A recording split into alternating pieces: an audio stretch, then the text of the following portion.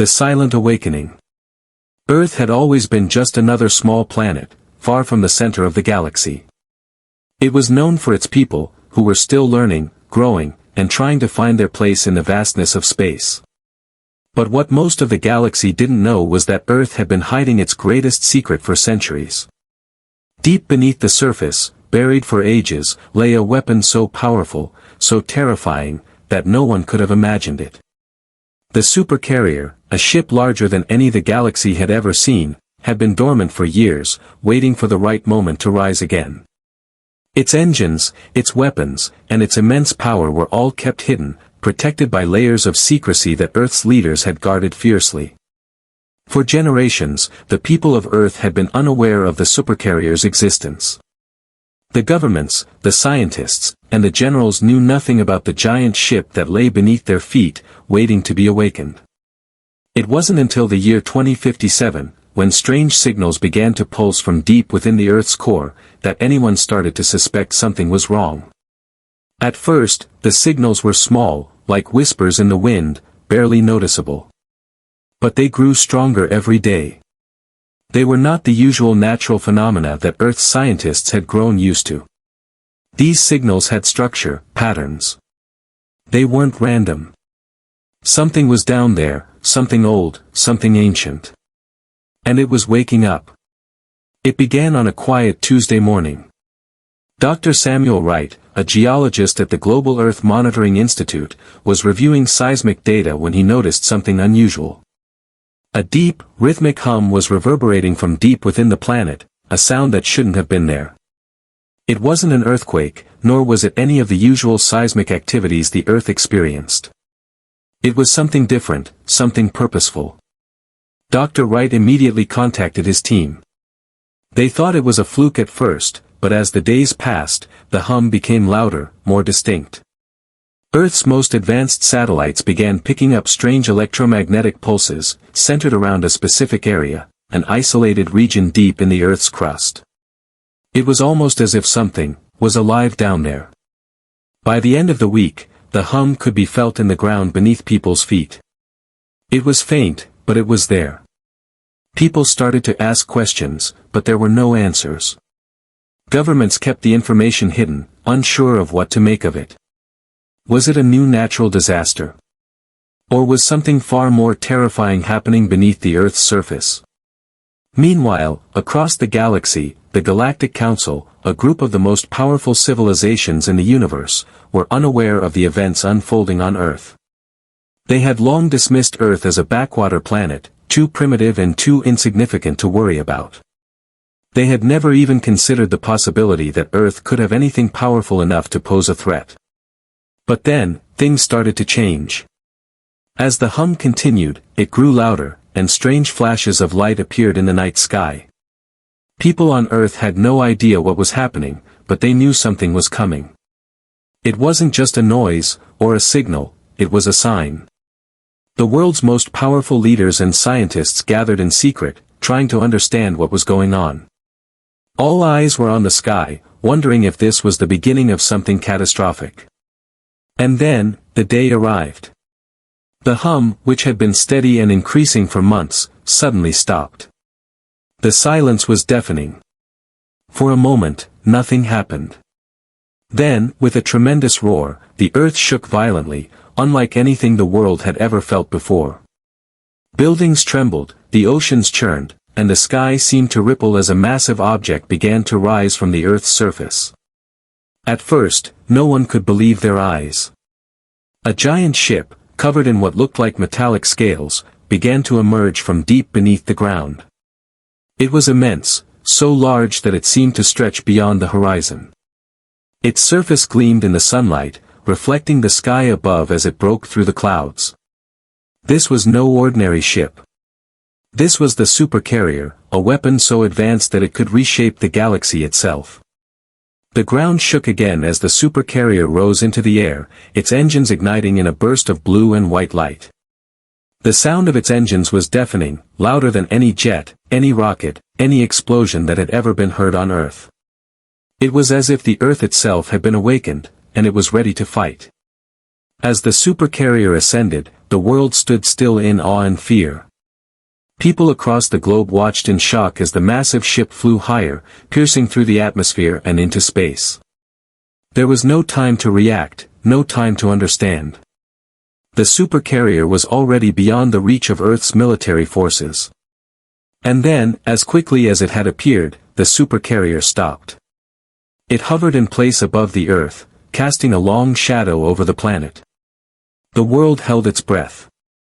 The supercarrier was there, silent, waiting. The galaxy, once oblivious to Earth's existence, now had its attention firmly fixed on the small blue planet. The Galactic Council, still unaware of the full implications of what had just happened, would soon realize that Earth was no longer the weak, defenseless world they had once thought it to be. The age of Earth's silence had ended, and the supercarrier's awakening marked the beginning of a new era. The galaxy had fallen silent. No one knew what would happen next, but one thing was clear: Earth had just revealed its greatest secret. And the galaxy would never be the same again. The Galactic Council's panic.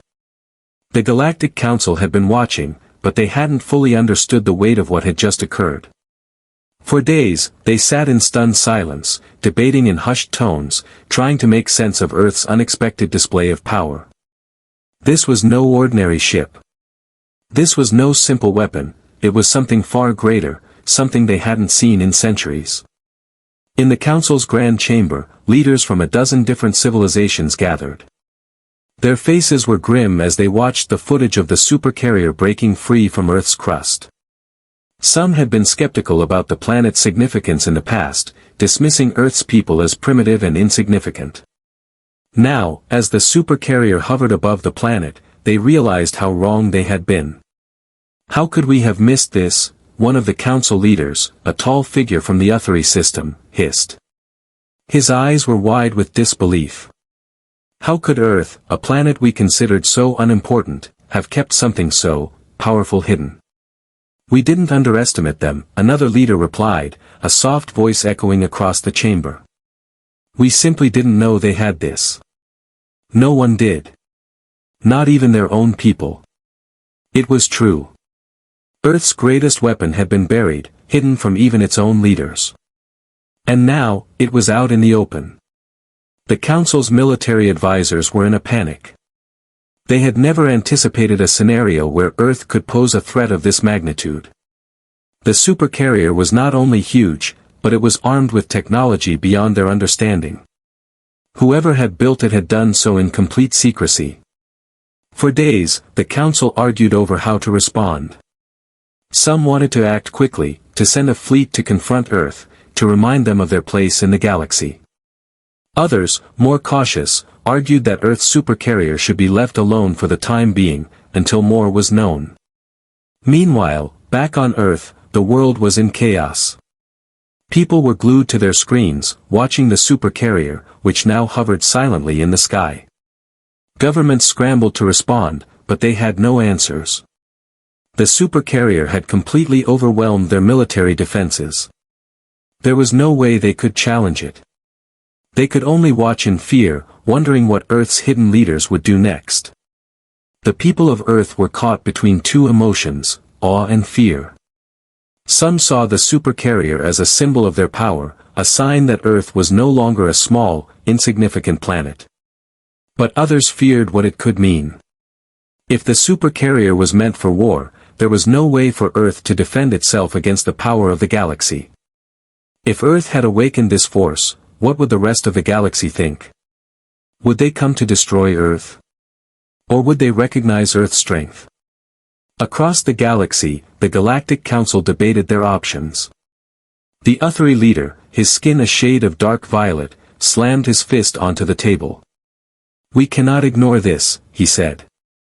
If Earth is allowed to rise like this, we will lose control over the galaxy.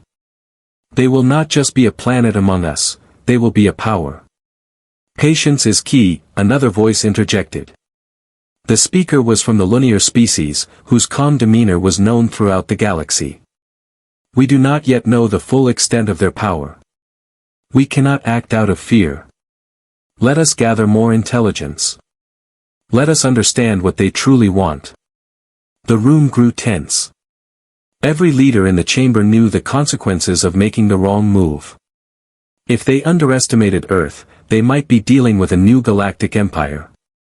If they moved too quickly, they could start a war.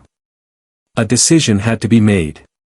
The Council knew one thing for certain: Earth's supercarrier was not just a symbol of military power. It was a symbol of something more, a message to the galaxy that Earth had risen from the ashes of its old self. It was a declaration that Earth no longer saw itself as a small, powerless planet. Earth had hidden its strength, but now, that strength had been revealed. The Council had no choice but to respond. The first encounter. It had been weeks since the supercarrier had revealed itself to the galaxy. Earth's silence had been unsettling, but the galaxy had no choice but to wait. Earth had not made any move to threaten anyone, but its presence could not be ignored. The Galactic Council, despite its internal chaos, could not afford to delay any longer. A decision had to be made. The Council had dispatched a small fleet, a reconnaissance mission, to approach Earth and gather intelligence. The fleet was nothing compared to what Earth had displayed. A collection of ships, sleek and fast, designed for subtlety rather than force. Their orders were clear: approach Earth, make contact, and return with information. If the supercarrier responded aggressively, they were to retreat and report. The fleet, led by Admiral Salak, a seasoned commander from the Saran Empire, moved quietly toward Earth's orbit, their engines masked and their presence hidden. It was supposed to be an easy mission, one to gather information, not provoke a conflict. But what they didn't expect was that Earth's supercarrier had already noticed them. Its sensors, far more advanced than anything the fleet had, detected their approach long before they even knew it. Admiral Salak's ship was the first to feel the impact of Earth's response. A deep tremor passed through the ship as their scanners suddenly went haywire. The stars outside the viewport began to distort. The fleet's ships, once confident in their stealth, now found themselves in a world of uncertainty. "This is impossible," one of the officers muttered, staring at the readings. "They're tracking us, even through our cloaking system." Salak's eyes narrowed. "Prepare to engage the emergency protocols. We need to pull back." Just as the order was given, the entire fleet's communication systems went dead. Every ship's connection to the rest of the galaxy was severed in an instant. They were alone, cut off in the dark void of space. As the fleet drifted closer to Earth, a cold, calculating silence enveloped them. No shots had been fired. There was no sign of aggression, but the tension was unbearable. It was as if Earth was simply waiting. Then, out of nowhere, a signal came through. It wasn't a message, not really. It was a single, simple transmission, just 3 words. "We are ready." The fleet's officers exchanged nervous glances. It was a message that spoke volumes. Earth wasn't just prepared to defend itself, it was prepared to make a statement. The supercarrier's words were clear: Earth had risen, and there was nothing that could stand in its way. Before the fleet could react, a massive object appeared in the distance. It was not the supercarrier, they could see that now. It was something else, something far smaller but just as imposing. The ships had entered Earth's proximity without realizing it, surrounded by a field of energy they could not understand. A sudden flash of light, blinding and unyielding, erupted from the supercarrier, and the entire fleet was forced into defensive mode. The ships scattered, trying to evade the invisible force that was pulling at them. But it was futile. The supercarrier had already locked its sensors on them. It was moving, not with speed, but with an eerie precision, as if it knew every move they would make before they made it. "Get us out of here." Salak barked, but his voice was drowned out by the hum of the supercarrier's systems. The force field expanded, enveloping the fleet, trapping them in a bubble of energy. The ships were powerless to escape. Then, in an instant, the energy field vanished, and the fleet was released, only to find themselves floating in the vast emptiness of space, stranded. The supercarrier had let them go, but with a warning, a clear message: no one would challenge Earth again. Admiral Salak, his face pale, looked out into the distance, unable to fully comprehend what had just happened. The encounter had been a test of strength, and Earth had passed it with ease. But what was Earth truly capable of? The galaxy now knew that Earth was no longer just a planet, it was a force to be reckoned with. And as the fleet turned back to report their findings, they couldn't help but wonder, had Earth's rise just begun? The test of power. The fleet had barely made it back to the Galactic Council's command station when Admiral Salak's report reached the Council. The once confident leaders, who had dismissed Earth as insignificant, were now facing an entirely new reality. The report was simple but chilling.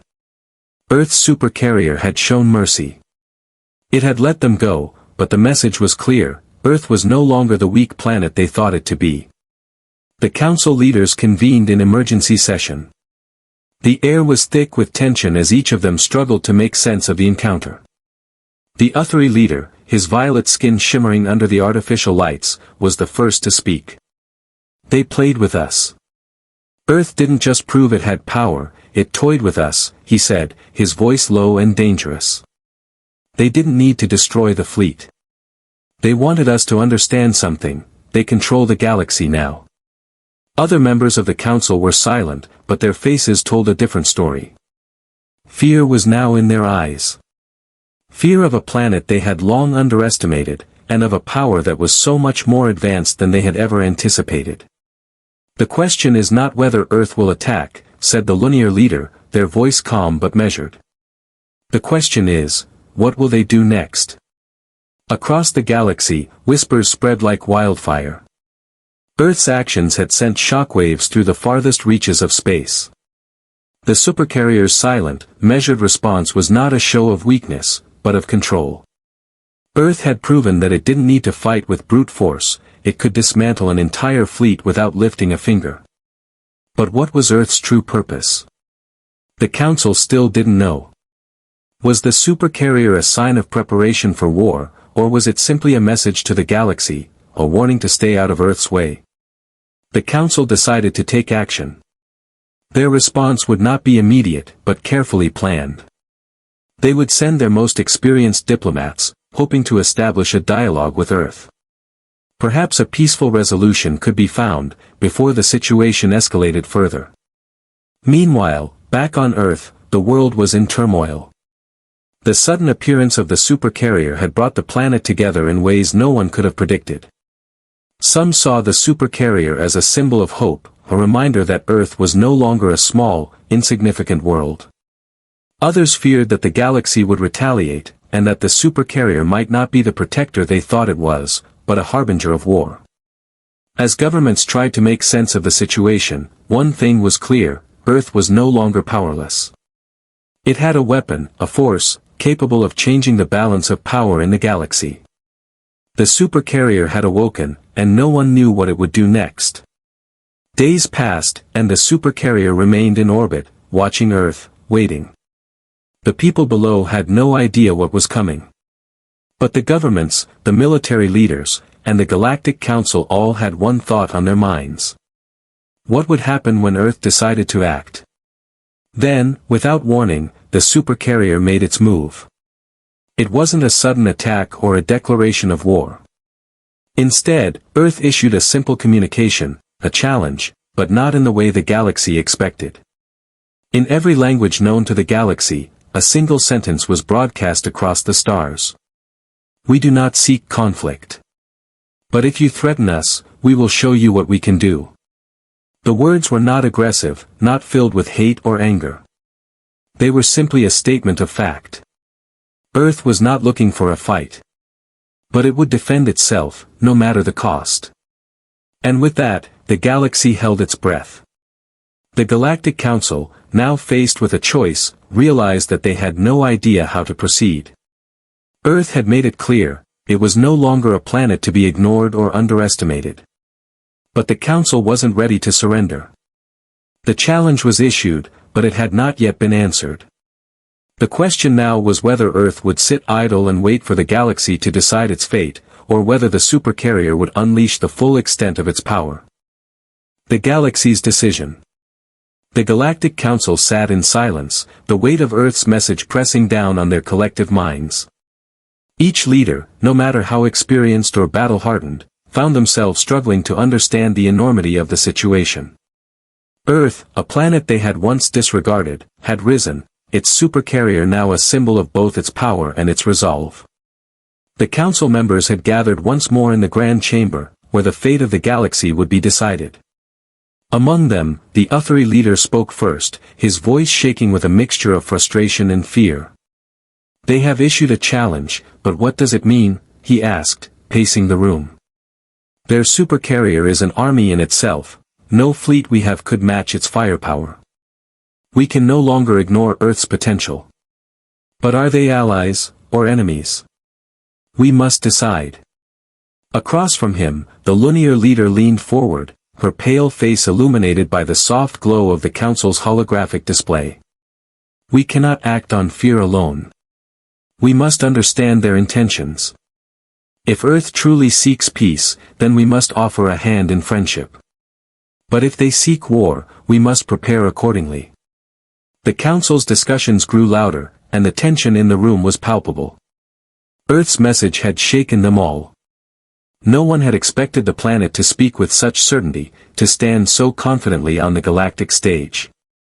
And now, the Council was faced with a decision that could change the course of history. Meanwhile, on Earth, the world had taken notice of the Council's uncertainty. Every major government, every leader, and every citizen had their eyes fixed on the skies, watching the supercarrier hover silently above. Its presence was a constant reminder that Earth was no longer the passive, defenseless planet it had once been.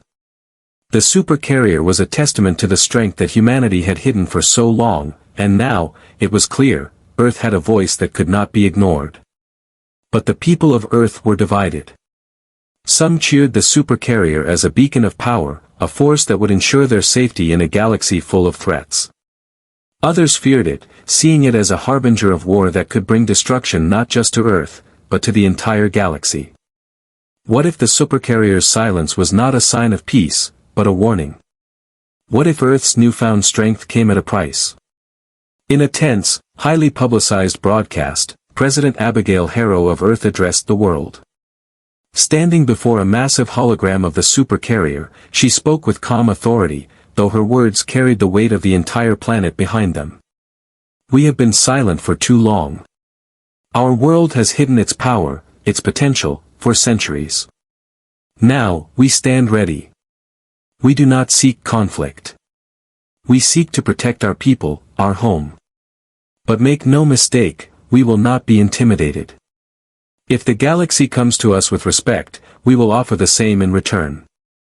If it comes to us with hostility, we will fight to defend Earth. We are no longer weak. We are no longer a forgotten world." Her message was broadcast across the stars, reaching the Galactic Council and every corner of the galaxy. Earth had made its stance clear, it was no longer a mere player in the galactic game. It was a force to be reckoned with. The Council, now at a crossroads, had to act. They could no longer deny the truth. Earth's supercarrier was not a simple weapon, it was a new power on the galactic stage. A power that could not be ignored. The Uthri leader finally spoke again, his voice quieter this time, yet full of resolution. "We cannot ignore Earth. We must acknowledge its power, its place among us. But how? If we show weakness, the galaxy will see us as divided, as fearful. If we show strength, we risk a war with a force we are not prepared for." The room fell silent. Every council member knew that the next move would shape the future of the galaxy. They had to decide whether to continue their path of dominance, to force Earth into submission, or whether to accept the new reality, one where Earth could no longer be dismissed. As they debated, Earth's supercarrier remained silent, hovering above the planet. It made no move to escalate the situation, no indication of aggression. But its presence was a reminder that Earth had awoken, and the galaxy had changed forever. The Council, after much deliberation, came to a decision. It was time to meet Earth, not as conquerors, but as equals. They would send an envoy to Earth, to negotiate terms, to open a dialogue. It was not an admission of defeat, but a recognition of a new power, a power that could reshape the balance of the galaxy. And so, the galaxy held its breath. Earth had made its mark, and now the universe would have to adjust. For Earth had shown the galaxy something it had never seen before, a planet that had hidden its strength, only to reveal it when the time was right. And now, the galaxy would have to reckon with Earth's place among the stars.